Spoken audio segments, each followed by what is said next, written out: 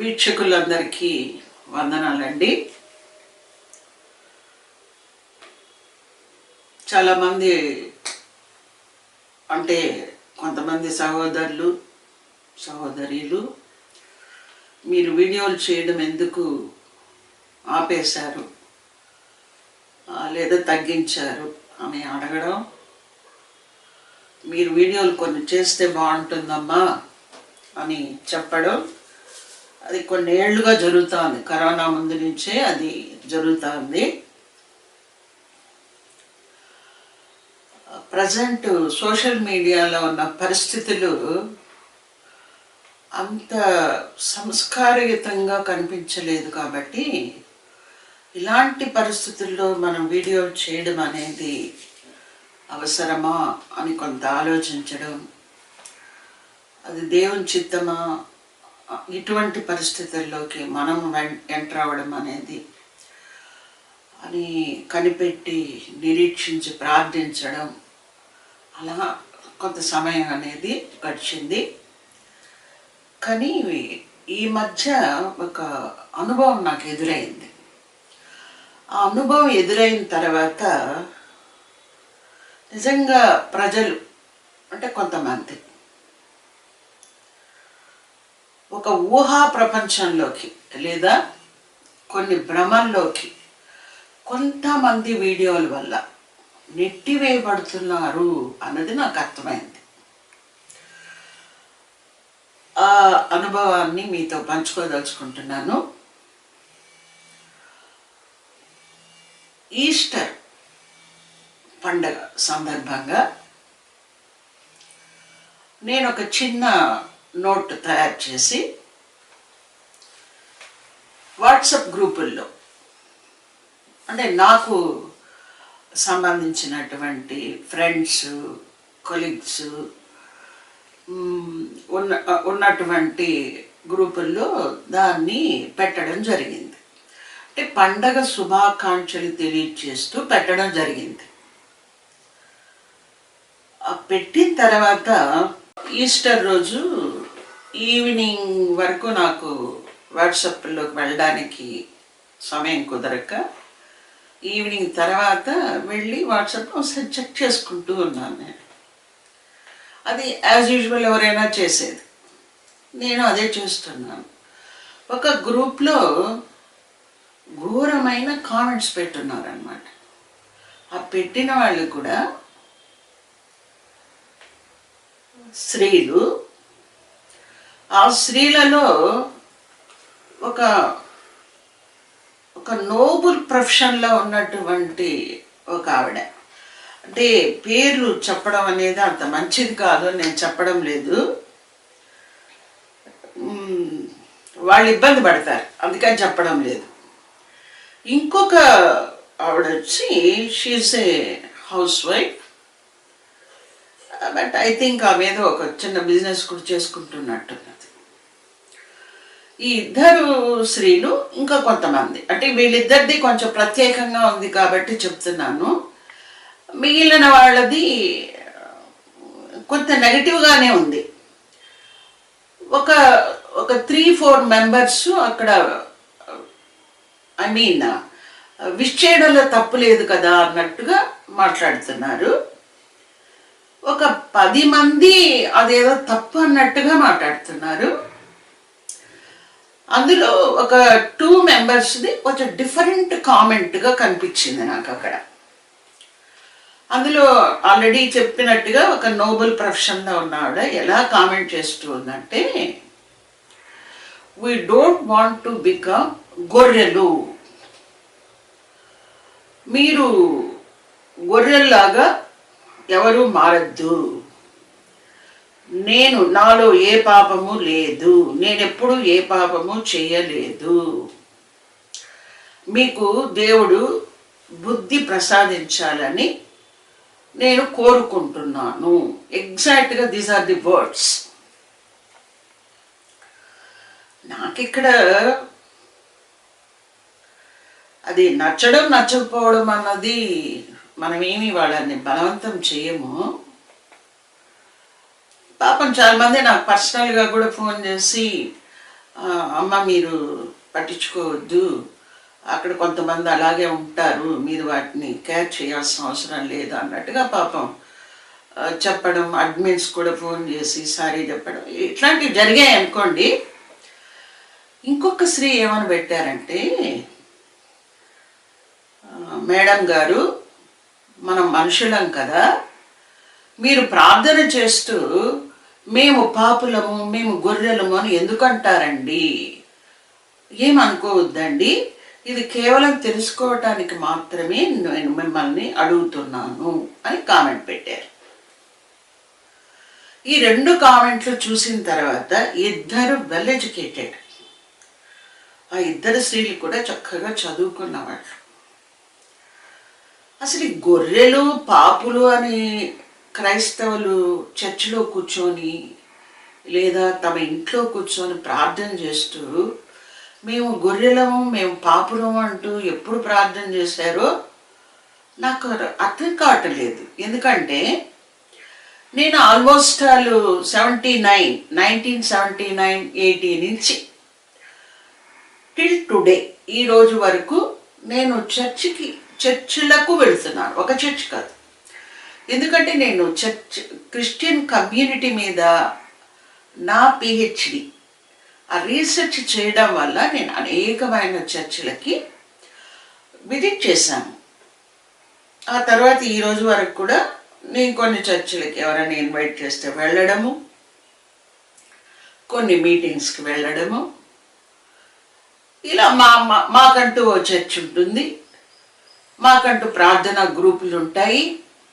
వీటన్నింటిలో కూడా నాకు ఎంత గుర్తు తెచ్చుకున్నా కూడా మేము గొర్రెలము పాపులము అంటూ పాడుకుంటూ ప్రార్థన చేయటము, ఏడ్చుకుంటూ ప్రార్థన చేయటం, ఇలాంటివి ఏమీ నాకు ఎక్కడ గుర్తు రాలేదు ఇప్పటి వరకు. ఇంతటి అపోహలు వీళ్ళల్లో ఎలా వచ్చింది? చక్కటి మంచి బాగా చదువుకున్నటువంటి సంస్కారం కలిగినటువంటి మంచి కుటుంబాలకు చెందినటువంటి ఆ సోదరీలు, మంచి కుటుంబాలకు చెందినటువంటి సహోదరీలు అన్నమాట. ఆ స్త్రీలు ఎందుకు అలాంటి భాష ఉపయోగించారనేది నాకు కొంచెం నాకు అది బాధ అనిపించడం, షాక్ అనిపించడం కాదు, కానీ నన్ను కొంచెం ఆలోచింపజేసింది అన్నమాట. ఇప్పుడు నాకు ఆలోచించగా ఏమర్థమైందంటే, యూట్యూబ్లో, సోషల్ మీడియాలో, విరివిగా ఫేస్బుక్లో ఇలాంటి చోట క్రిస్టియన్స్ని గొర్రెలు అని సంబోధిస్తూ మాట్లాడటం, ఎద్దేవా చేయటం, ఎక్కసెక్కాలాడడం, పోస్టులు పెట్టడం, కొంతమంది వాళ్ళ యూట్యూబ్ ఛానల్స్లో క్రిస్టియన్స్ గొర్రెలు అని చెప్పుకుంటారు అన్నట్టుగా ఒక పిక్చర్ని క్రియేట్ చేసి జనాల్లోకి పంపించడం, ఇది తప్ప నాకు వేరే కారణం అయితే నాకు కనిపించలేదు. అప్పుడు నాకేమనిపించిందంటే, ఇలాంటి వాటిని కొంతవరకు ఆ భావనను తగ్గించడానికి, అలా ఆలోచించడం కూడా సరైంది కాదు అని చెప్పడానికి ఈ విధమైన భాష ఉపయోగించి వీడియోలు చేస్తున్న వాళ్ళెవరూ కూడా సత్యానికి వదిలేండి, వాస్తవానికి అనే పదాన్ని ఉపయోగిస్తారు. వాస్తవానికి దగ్గరగా లేరు వాళ్ళు ఒక మతాన్ని, ఒక మనిషిని, ఒక సంస్థని లేదా ఒక వ్యవస్థని ఎలా చెడు చేయాలి అని ఆలోచించి పెడుతున్నటువంటి వీడియోలు, పోస్టులు అవి. ఎవరు కూడా కూర్చొని చర్చిలో కూర్చొని లేదా ప్రార్థనా సమయంలో మేము గొర్రెలము, మేము పాపులము అని ఎవరు మాట్లాడుకోరు, ఎవరు పాడుకోరు. అలాంటి మాటలు బైబిల్లో ఉపయోగించబడి ఉంటాయి. ఏది? క్రైస్తవులారా మీరు గొర్రెలు, క్రైస్తవులారా మీరు పాపులు. అలా కాదు. ఒక మనిషి తాను మానవోత్తముడిగా మారాలి అంటే, దేవుని కుమారుడిగా మారాలి అంటే, దైవత్వాన్ని పొందుకొని పరలోకానికి వెళ్ళవలసిన వ్యక్తిగా మారాలంటే, పరలోక పౌరసత్వాన్ని పొందుకోవాలంటే పాపాల నుండి విమోచింపబడాలి. మనుషులందరూ, సృష్టిలో జన్మించిన వారందరూ, దేహదారులందరూ కూడా పాపమును కలిగి ఉన్నారు. ఇక్కడ పాపము అంటే ఏంటంటే, దేవుడు మనకిచ్చినటువంటి ఆజ్ఞలను అనుసరించి జీవించకపోవడమే పాపం. దేవుని యొక్క ఆజ్ఞలను అతిక్రమించడమే పాపం. సృష్టి ధర్మాన్ని దాటి ప్రవర్తించడమే పాపం. అంతేగాని పాపులు అంటే ఇంకా వేరే వేరే దురలవాట్లున్న వాళ్ళు, దుర్మార్గులు, హంతకులు అలా కాదన్నమాట. ఆ సృష్టి గారు ఒక మంచి నోబెల్ ప్రొఫెషన్లో ఉన్నటువంటి, నాకు చాలా ప్రియమైన వ్యక్తి కూడా ఆవిడ. నేను ఏ పాపమో చేయలేదు అంటే నాకు మనసుకు కష్టం అనిపించింది. ఏంటంటే, కామ క్రోధ మద మోహ లోభ మాత్సర్యాదులు అని ఈ గుణాలు అవధులు దాటి అటు ఇటుగా ప్రతి వ్యక్తిలోనూ ఉంటాయి. దాన్ని మన పాపము అంటాం. అదే మనకు భారతీయ మతాలలో, మన హిందూ మతాల్లో ఏమని చెప్తారంటే దుష్కర్మ అంటారనమాట. ఈ దుష్కర్మ కానీ పాపం కానీ ఉన్నప్పుడు మనిషి జీవితం ఏంటంటే అభివృద్ధి ఉండదు, ఎదుగుదల ఉండదు, దుఃఖం ఉంటుంది, సత్యం అర్థం అవ్వదు, ఎలా జీవించాలో తెలియదు, దేవునితో సహవాసం అనేది దుర్లభమైపోతుంది. అంటే ఆధ్యాత్మికమైనటువంటి మంచి లక్షణాలు, ఆత్మీయ లక్షణాలు అనేది కొంచెం అలవడడం కష్టమైపోతుంది. అందుకని యేసుప్రభువు ఏం చెప్తున్నారంటే, పాపము అనేదాన్ని ముందు మీరు గ్రహించి దాంట్లో నుంచి బయటపడండి. ఆ పాపములను క్షమించుటకు దేవుని కుమారుడికి అధికారము కలదు. ఈ దేవుని కుమారుడు అనే వాళ్ళు ఎవరు? యేసుక్రీస్తు ప్రభులు వారే. మీ పాపమును క్షమించుటకు నాకు అధికారము కలదని ప్రభు మనతో చెప్తున్నట్టుగా బైబిల్ మనకు విశదీకరిస్తుంది. అంతేగాని ఓ పాపులారా అని ఎక్కడ కూడా ప్రభు ఎవరిని సంబోధించినట్టుగా మన బైబిల్లో చూడం. అలాగే ఓ గొర్రెలారా అని సంబోధించినట్టుగా కూడా చూడం. ఇక్కడ మనం ఒకటి అర్థం చేసుకోవాలి. దయచేసి ఒక పాజిటివ్ మైండ్తో వినండి ప్లీజ్.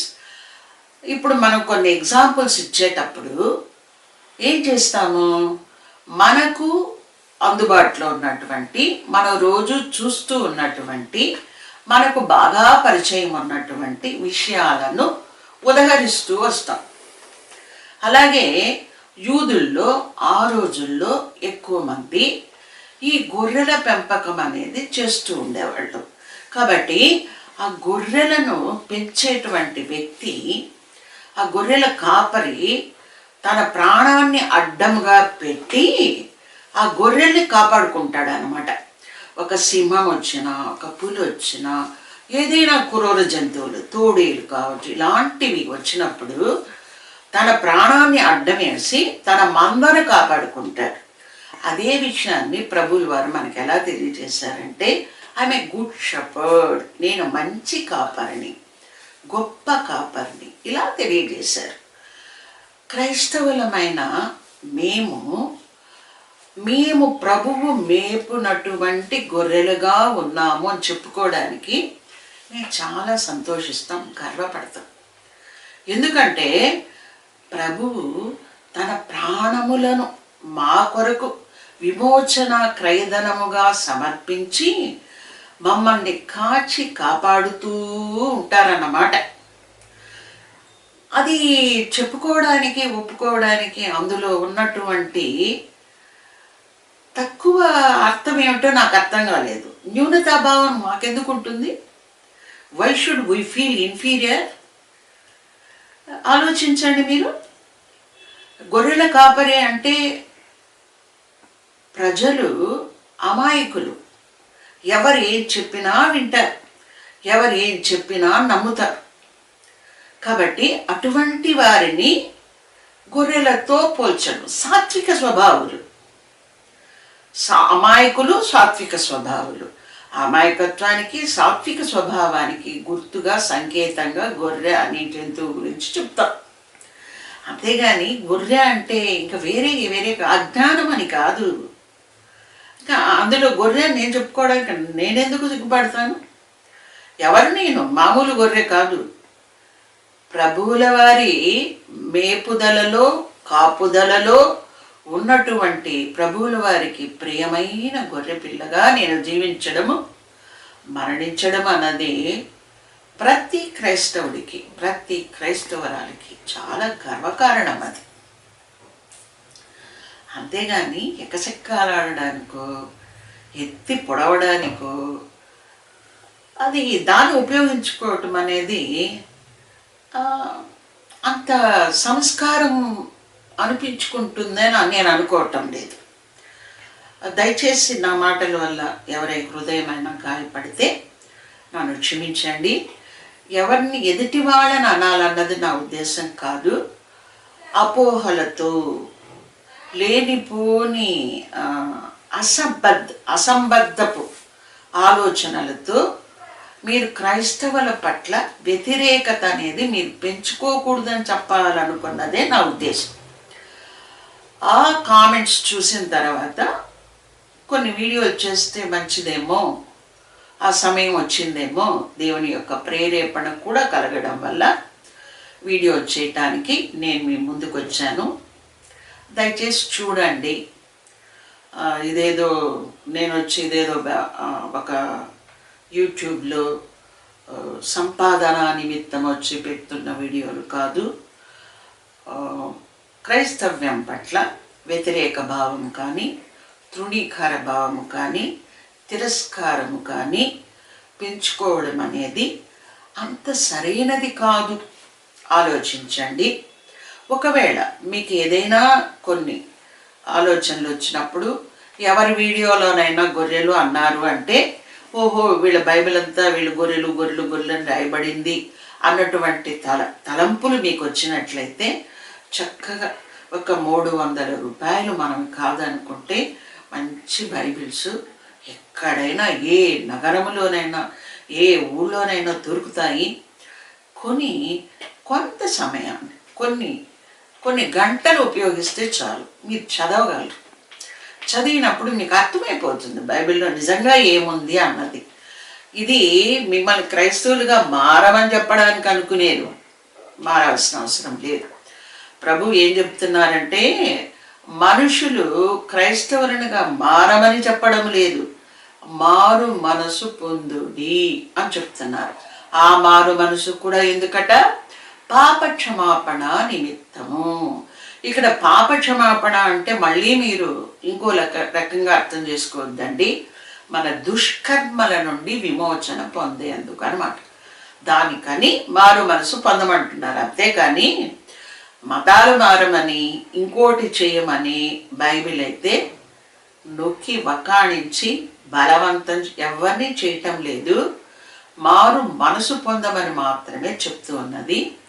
ఈ వీడియోని ఇది కంటిన్యూ అవుతుంది.